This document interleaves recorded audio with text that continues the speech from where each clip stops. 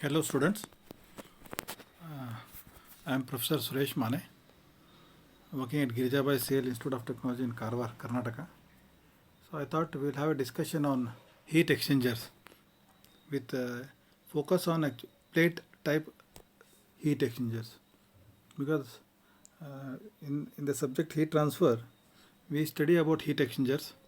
Uh, we see that parallel flow, counter flow, heat exchangers, and we find out the effectiveness of the heat exchangers by LMTD method as well as NTU method.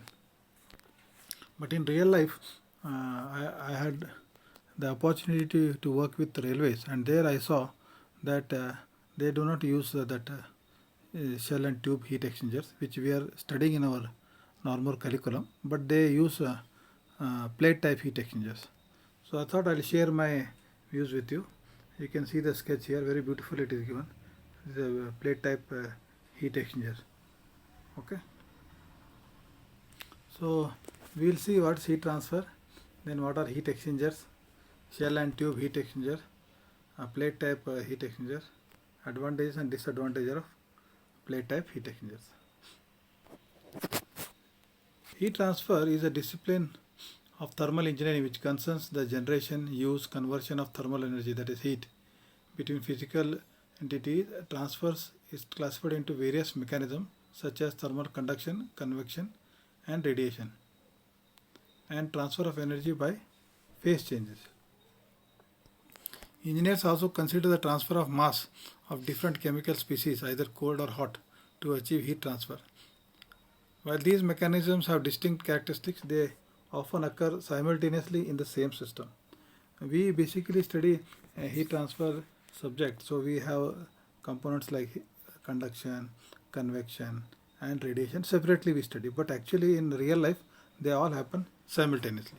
But because the other two types of heat exchangers are having very low intensity, so we only go for pure conduction, pure convection, or pure radiation.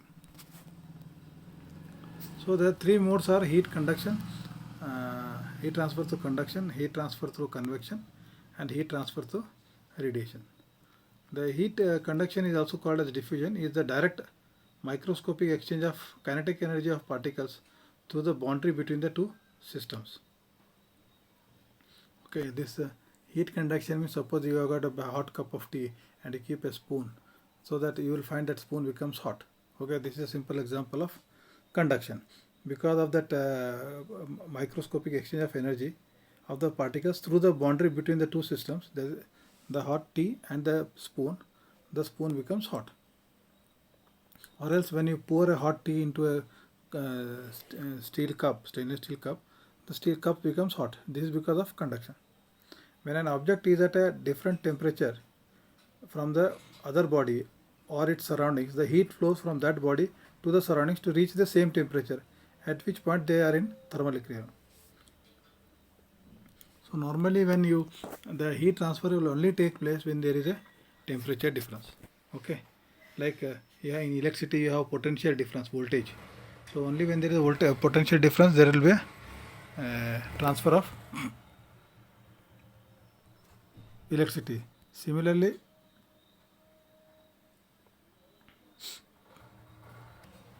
heat transfer will only take place when there is a difference in temperature between the system and the surrounding, and this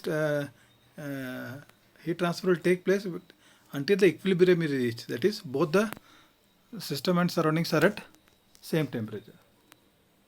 Like you keep a hot cup of tea, and if you forget it and come back after say 1 hour or so, you will find that it has become cold. So there was heat transfer and now they have come to the thermal equilibrium.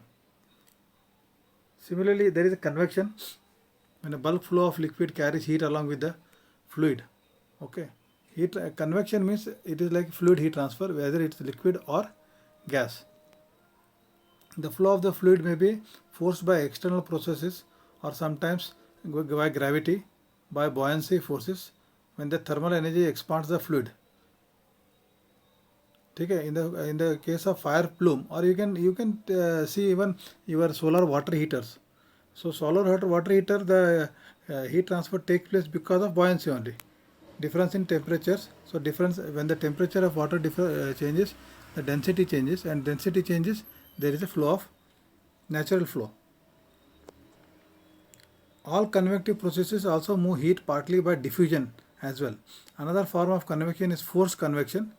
In this case, the fluid is forced by flow of by use of pump, fan, or other mechanical means. So normally when like your radiator and all, you might have seen car radiators. So car radiator, there is a pump. So the pump is taking out the engine hot water and sending it to the radiator under pressure. So this is known as forced convection. And even there is a radiator fan. So that radiator fan is forcing the fluid across the radiator. This is also forced heat transfer. But now we are sitting or standing somewhere. So here our body is also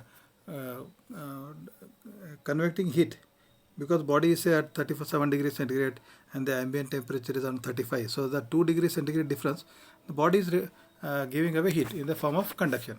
And here it is because of natural convection. There is no force. But when we start a fan, then it comes under the forced convection.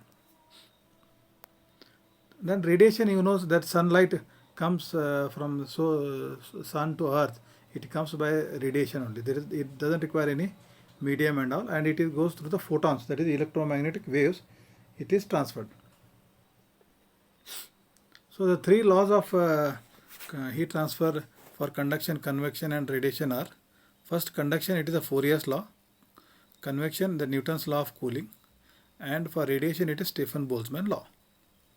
So now we look at convection, that is Newton's law of cooling, which says Q, the rate of heat transfer, is equal to H into A into delta T. H is the convective heat transfer coefficient, A is the area, and dt is the temperature difference between the fluid and the surface. Okay, the fluid temperature and the surface temperature. And conduction, you know Fourier's law, Q is equal to it should be minus Ka dt by dx. And radiation, it is Stefan-Boltzmann law, Q is equal to sigma into A into absolute temperature raised to 4, where sigma is Stefan-Boltzmann constant. Now let us look at shell and tube heat exchangers. Okay, you can see here now this beautiful, I have taken it from YouTube and all somewhere. Here you can see the color difference is given here. So hot fluid is shown hot red color and cold fluid is shown in blue color. You can see that this is shell and tube. So the housing we can call it as shell, and tube means this all this, and inside whatever tubes are moving, they are called tubes. So this is a shell and tube heat exchanger, and you have got baffle plates. You can see vertical baffle plates to change the direction of flow. Okay, this is the age-old initial heat exchangers, where shell and tube heat exchangers.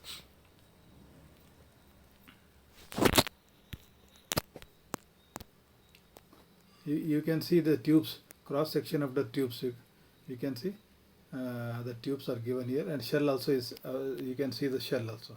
Okay, so the tube means the one fluid goes in the tube and the other fluid is surrounding the tube. Now coming to plate type heat exchangers. Here you can see these are the plates. These plates are very thin, and the gap between the plates is also very small. I think less than 2 mm, 1.5 to around 1.5 mm. Okay, now in between these plates, see, in one plate alternately you will find red fluid, that is hot fluid, and the other is blue fluid, that is cold fluid. So here in plate type heat exchanger, you can see that there is alternate layers of hot and cold fluid. So now just by looking at this plate type heat exchanger as well as shell and tube type, you can make out that here the A, that is surface area, is increased. In the convective heat transfer coefficient, convection heat transfer, we have seen that Q is equal to H into A into delta T. I can't do anything delta T because the temperature of hot fluid and cold fluid is fixed. I cannot change that. But what has happened here, now I have increased the A. surface area between the contact of hot and cold fluid. So A is increased. So now because of this increase in A, the Q, that is the rate of heat transfer, increases. Not only I increase the A, I also increase the H, that is convective heat transfer coefficient. We will see that in subsequent slides. Now coming to the point, here you can see the larger contact surface. These are one plate. This is one plate you can see. So here you can see the plates are corrugated. The plates are not simple plates, but they are corrugated. So because of corrugation, like your roof sheets also, you might have seen all the roof sheets, no? They are corrugated because corrugation adds to the strength. Okay, one thing. Not only it adds to the strength, it also increases the turbulence. And thus I was telling that H increases, that is convective heat transfer coefficient, that also increases because of this corrugation. So to overall to increase the Q, that is heat transfer through convection, I increase the H value as well as A. So this is how the plate type heat exchangers are far more efficient than shell and tube type heat exchangers.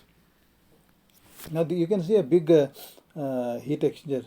Okay, you can see how this is a marvel of engineering. Basically, I'll tell you. We will discuss about railways in coming slides. But I can tell you one thing: these heat exchangers, even in marine engineering, ships and all, lot of heat exchangers are used. In railways also, we are using shell and tube heat exchangers. So 1960s, when the locomotives, Alco locomotive came to India, that is American locomotive company, they had this shell and tube heat exchangers. But after this plate type heat exchangers came, we have removed all these shell and tube heat exchangers and retrofitted them with plate type heat exchangers. That is for lube oil cooler. Now you can see this is slightly expanded view. You can see here the red fluid is coming, that is hot fluid, and on the other side, opposite side, you are finding the blue fluid, that is a cold fluid. Now you can see alternately in the plates, one is filled with red hot fluid, another is the cold fluid. Here this is the actually exploded view of a plate type heat exchanger. And as I told, the gap between the two is very small, I think 1.3 to 1.5 mm. A plate type heat exchanger is a type of heat exchanger which uses metal plates to transfer heat between two fluids, and has a major advantage over the conventional heat exchanger in that the fluids are exposed to a much larger surface area because the fluids are spread out over the plates. So as the fluids are spread out throughout the plate, the surface area is very high. This facilitates the transfer of heat and generally increases the speed of temperature change. Even the not only quantity of heat transfer is more, even the rate of heat transfer is more. They are now very common, and the small size are brazed ones, and the large size they have got some gaskets.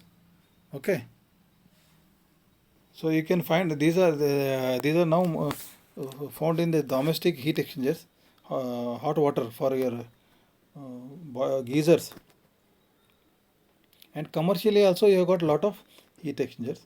So this heat exchanger was invented in 1923 by Mr. Richard Seligman. Okay, and revolutionized the method of indirect heating and cooling of fluids. So here these are indirect because both the fluids are separate; they don't mix with each other. So they are indirect, also known as indirect heat transfer. The concept behind the heat exchanger is to use the pipes or other containment vessels to heat or cool one fluid by transferring heat between it and the other fluid. In most cases, the heat exchanger consists of coil pipe containing one fluid that passes through a chamber containing another fluid. So this coiled pipe is a pipe and the chamber is called as shell. So shell and tube heat exchanger.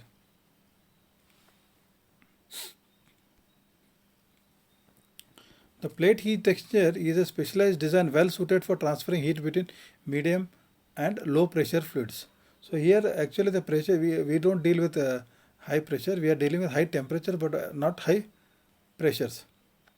So that welded, semi-welded and brazed heat exchangers are used for heat exchange between high pressure fluids or where more compact product is required. Okay, this Actually, they save a lot of space also.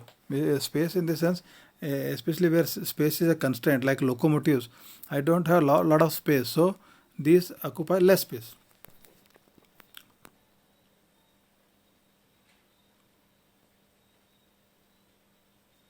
The plates used in the plate and frame heat exchanger, it is also known as plate and frame heat exchanger, are obtained by one piece pressing of metal plates. Uh, these plates are actually pressed, one single sheet is pressed, and stainless steel is a common metal used because its ability to withstand high temperatures has got high strength and is corrosion resistance. So as we have seen the diagram, it is made of stainless steel. Stainless steel also various grades are there, SS 304, 306, 3K. So various grades are there. The plates are often spaced by rubber sealing gaskets. See, you have seen that I told you the gap is very less. So to seal between the alternate plates, they have got a sealing gaskets. The plates are pressed to form troughs at right angles to the direction of the flow of the liquid, which runs through the channels in the heat exchangers. These troughs are managed so that they interlink between the plates, which form the channel with gaps of 1.3 to 1.5 mm between the plates. The plates are compressed together to a rigid frame to form an arrangement of parallel flow channels with alternating hot and cold fluids. The plates produce an extremely large surface area which allows for the fastest possible transfer. And making each chamber thin ensures that the majority of the volume of liquid contacts the plate, again aiding exchange.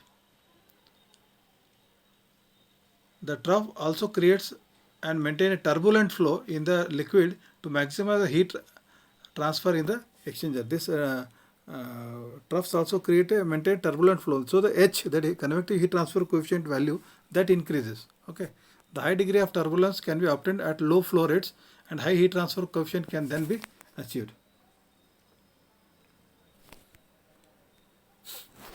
As compared to shell and tube heat exchanger, the temperature approach in the plate heat exchanger can be as low as 1 degree.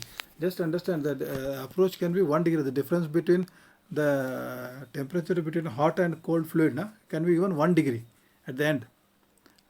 Whereas in shell and tube it is almost 5 degrees. So you cannot have, when you send a cold fluid say at 30 degrees and hot fluid is coming at 80 degrees. So the hot fluid, when it is moving out, this cold fluid will gain temperature. Say it goes to 40-45 degrees temperature. The hot liquid will not come to 45, it will be around 50 degrees centigrade. So that 5 degrees, that is the approach. Whereas here it is only 1 degree. Okay. For the same amount of heat exchange, the size of plate heat exchanger is smaller because of the large heat transfer area afforded by the plates. So one more beauty is it is a modular in nature, means you can add plates or remove plates. If you want enhanced size, you can add plates, and if you want to reduce space, you can reduce the plates also. That option is available.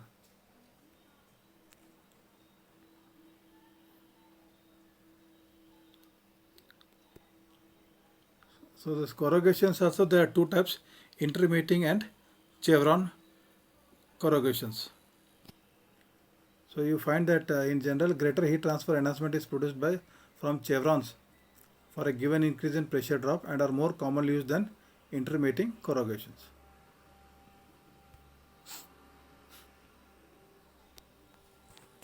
So one thing is there, because the size gap between the plates is less, then there is a pressure drop. Okay, so to achieve the improvement in plate heat exchangers, two important factors, namely the amount of heat transfer and the pressure drop, has to be considered, such that the amount of heat transfer needs to be increased and the pressure drop needs to be decreased. In plate heat exchangers, due to the presence of corrugated plate, there is significant resistance to the flow of with high friction loss.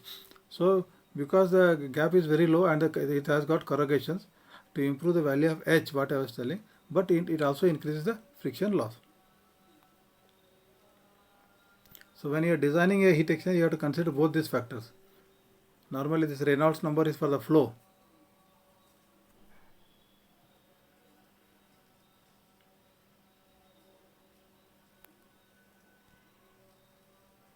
So because there is a pressure drop, there is a more pumping power is required. That energy is lost. Okay.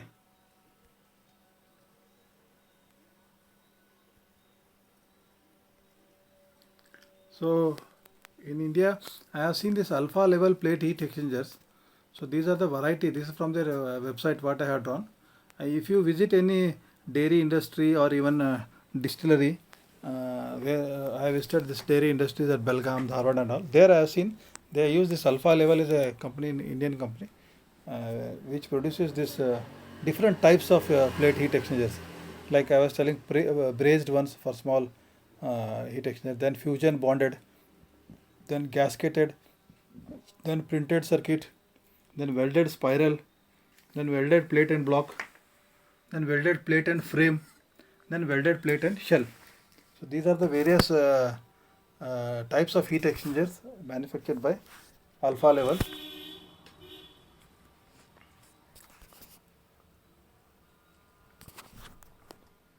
So this gasketed plate and frame heat exchangers provide efficient heat transfer and compact equipment with a small footprint.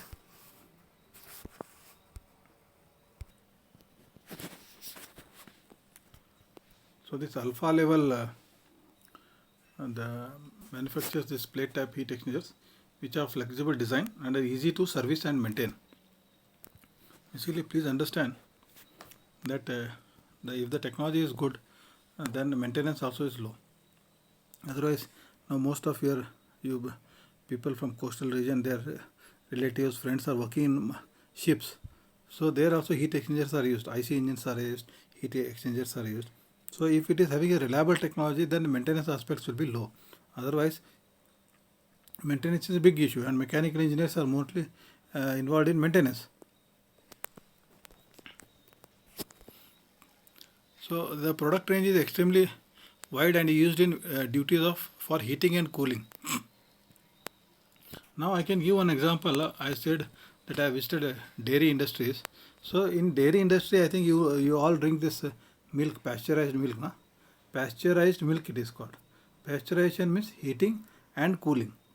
So it is heated at around 75 degrees centigrade for few seconds only, and then chilled to around 6 to 8 degrees centigrade. So this heating to that 75 degrees centigrade we kills the bacteria. Even your cold drinks like fruit juices and all, what you packaged fruit juices you drink, no? Tetra Pak and all in that. So they are all heated to kill the germs. Then they are cooled so that the germs don't reproduce. So that is the idea. So that process is known as pasteurization for heat, for milk as well as even your cold drinks. So heating, cooling, and heat recovery. Heat recovery means if any place you are burning fuel and it is used for some process. So the heat which is going out through the chimney, it is going waste. So we are paying money to buy the fuel, whatever fuel, solid fuel or liquid fuel or even gaseous fuel, burning it, and we can't send the heat to the atmosphere. Na? So we try to extract the heat, maximum heat possible. That is known as heat recovery. Evaporation and condensation in industries. See, evaporation and condensation, like in your AC. So there is something called evaporator, and which converts liquid to vapor, and there is a condenser which converts vapor into liquid. There is a phase change basically at same temperature, and there is only exchange of latent heat. Means this evaporation and condensation in HVAC, that is heating, ventilation and air conditioning, then refrigeration, engine cooling, dairy and food, to heavier processes like chemical processing, oil production and power generation. So they have got, see, wherever this heat transfer takes place, whether you have a evaporator or condenser in HVAC, refrigeration, engine cooling, dairy industry, food industry, chemical processing, oil production, even breweries. Okay. So this is application of the heat exchangers. This railway, I think you might have seen this locomotive. These are known as diesel electric locomotives. These were introduced in the year 1960 in the Indian Railways. Earlier we had only coal-fired steam locomotives. In 1960, India had a tie-up with uh, Alco, that is American Locomotive Company, and this is the locomotive what you see. These are basically 2,400 horsepower locomotives. Then they are upgraded to 2,600, and now they are around 3,100 and 3,300. The same 16-cylinder engine, V type. This have been upgraded. We have now improved the turbo supercharger so that booster pressure is increased. Means we are supplying more air to the engine. Then similarly we are adding more fuel. Instead of one helix, we are having double helix so that more amount of fuel can be pumped. When we pump more amount of fuel at higher pressure and also supply more air, we can burn more amount of fuel, which generates more power. As I have told, from 2,400 horsepower, now it has come to 3,600. This is done by indigenous technology by Indian people. But now the original heat exchanger was shell and two type heat exchanger. So when it was increased to this, I told you that we had design changes like even the piston. It was aluminum piston. Now for this high temperature, high pressure, they put a steel crown on the piston. So that is steel cap pistons we had. Then and the turbo supercharger, which was earlier rotating at lower RPM, say 10 to 12,000 RPM. Now it is rotating somewhere 20,000 RPM and producing a pressure of almost 1.6 to 1.8 bar pressure. Earlier it was 1.2 bar pressure. So high amount of air is supplied into the engine. Similarly, the fuel injection, that has been increased. Quantity of fuel has been increased by having the double helix in the plunger of the fuel pump. So these similarly lot of changes have been made, but the heat exchanger was still that shell and tube type. Then lately this Alpha Level and one more company, this company what I am showing, that came into the picture. So that improved the uptime of the locomotive. Uptime is this locomotives on an average out of 24 hours they are online for 22 hours. Only 2 hours on an average per day is taken for maintenance. Okay. So this uptime this is only because of reliability. But whereas in steam locomotives, what I was telling, steam locomotives out of 24 hours, only 14 hours, 16 hours they are online in service. But another 8 hours, one third was almost they were for maintenance only. So the maintenance aspect was very high. So you can see the Tranter. The company name is Tranter. They came out with this super changer gasketed P&F heat exchanger, withstands temperature extreme vibrations. See here, not only temperature, vibrations, because the locomotive is on the move on the track. So it also has vibrations. And fatigue. In railway lube oil cooler service, I will say lube oil cooler. See, please understand this. Just we'll read and then I'll come to that. Indian Railways has the largest and busiest railroads, transporting around 2 crore people and 2 million tons of freight daily. Operates around 2 lakh freight cars, 50,000 coaches and 8,000 locomotives. In these 8,000 locomotives, around half of them are diesel locomotives and half of them are electrical locomotives. Indian Railway also owns locomotive and coach manufacturing facilities like DLW at Varanasi and diesel loco modernization works at Patiala. And DLW manufactures locomotive and DMW manufactures components, remanufactures traction motors and engine box and upgrades the existing locomotives to the current railway standards and technology. As I told that these locomotives, which were originally 2,400 horsepower locomotives, same 16-cylinder engine, they have been upgraded by DMW, that is Diesel Loco Modernization Works at Patiala in Punjab. Okay, they manufacture these components. The manufacturer remanufactures traction motors and engine blocks and upgrades the locomotives to the current railway standards and technology. So engine manufactured by DLW and DMW requires lube oil cooling by heat exchanger specified by the Indian Railway RDSO, that is Research, Designs and Standards Organization. Traditionally, the engines were fitted with shell and tube oil heat exchangers, whose substandard performance prompted RDSA to review alternatives. Okay, problems faced included oil overheating with increased fuel consumption and reduced power and damages to piston. Now you please listen this. If the lube oil temperature increases, if the cooling efficiency is low, then the lube oil temperature increases. If the lube oil temperature increases, then what will happen? The viscosity of the oil will reduce and the friction will be more. And if friction is more, then the power will be reduced, and power is reduced to compensate for that, higher fuel consumption will be there, and it also leads to the damage to the piston. So here you can see the Supercharger GX18 105 plate units have been running for 10 years in difficult railway. In railway we call PTLOC, plate type lube oil cooler. Okay, and they don't have any maintenance. You see this now. You can see these are these end plate. You can see the blue color painted one, and this inside this is you have got that different plates. Which are mostly made of stainless steel, and they are all held together by this. You can see the rods. Okay, now even dismantling is very easy. You can remove these nuts at the end and it gets dismantled. And once it is dismantled, it can be cleaned by using wire brush, hot water and chemicals, and again assembled using new gaskets. Only thing, you have to replace the gaskets. Okay, this is the assembly. You can see 105 plates ka, which is used in railways. Okay, so very simple it is. Tranter. Now even Alpha level has got this in India.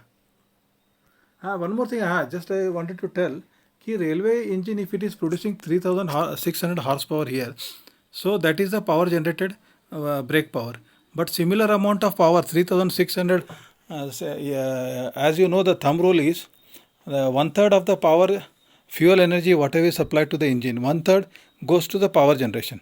So that is brake power. 1/3 goes to the cooling water. That is another 3600. And 1/3 will go to the exhaust. Okay. So this is almost 9,000, 10,000 horsepower. The amount of fuel which is supplied is almost for 10,000 horsepower. In that only 3,600 is getting converted into mechanical or brake power. Now in this 3,600 or 4,000 horsepower energy which is lost to the cooling water, in that at least we can consider 20% is going to the lube oil cooler also. So the lube oil is also working, removing almost 500 HP of heat. If you convert that into heat units, so that much amount of heat has to be rejected, and that is why that is a big amount. And now the space was less in the locomotive. As I was telling, the space is a constraint. So these heat exchangers are very efficient. They are occupying less space, and because they are gasketed with this what you call polymers, so they can also withstand vibrations apart from high temperatures. Okay. So the advantages are these are very small, compact, and efficient.